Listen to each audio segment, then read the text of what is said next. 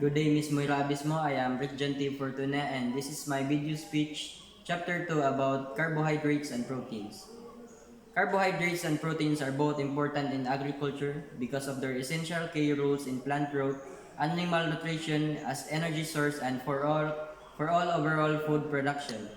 As an agriculture student, we must know and understand their life importance that benefits us, and it is an opportunity to widely explore new things and gain new knowledge. So carbohydrates are nutrients found in food that provide energy for the living organisms. They are made up of carbon, hydrogen, and oxygen, and one of the main sources of energy for humans, animals, and plants. Carbohydrates are found in plants as sugar, starch, and fiber.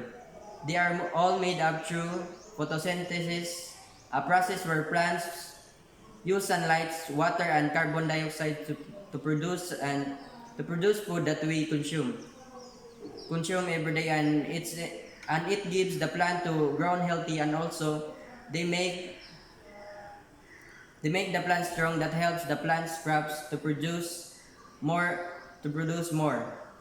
The plant's residues are rich in carbohydrates that contributes to soil fertility by providing the organic matter. These residues improve soil structure, nutrient availability, and enhance the soil fertility. Cellulose is also part of carbohydrates that have structural framework in plant cell wall. It providing strength to the plant's roots, leaves, and to stand tall and reach the sunlight. Optimizing these factors maximize crop yields and ensuring food security and supporting for livestock feed. Proteins are vital in agriculture that plays important roles in plant growth, development, and defenses mechanisms. They are made up of amino acids which helps both living organisms, and it is like a tiny helpers to us because of its useful contributions. Plants need proteins to grow, and it helps the plants to stay healthy and strong. This trend helps plants to stand tall and survive.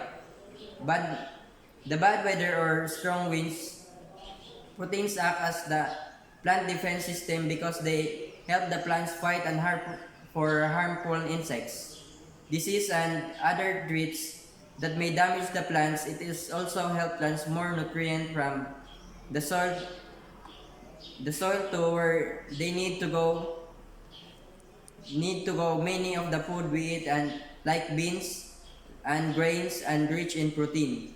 Both of these are essential for healthy plants, strong and for stable food supply that we basically need.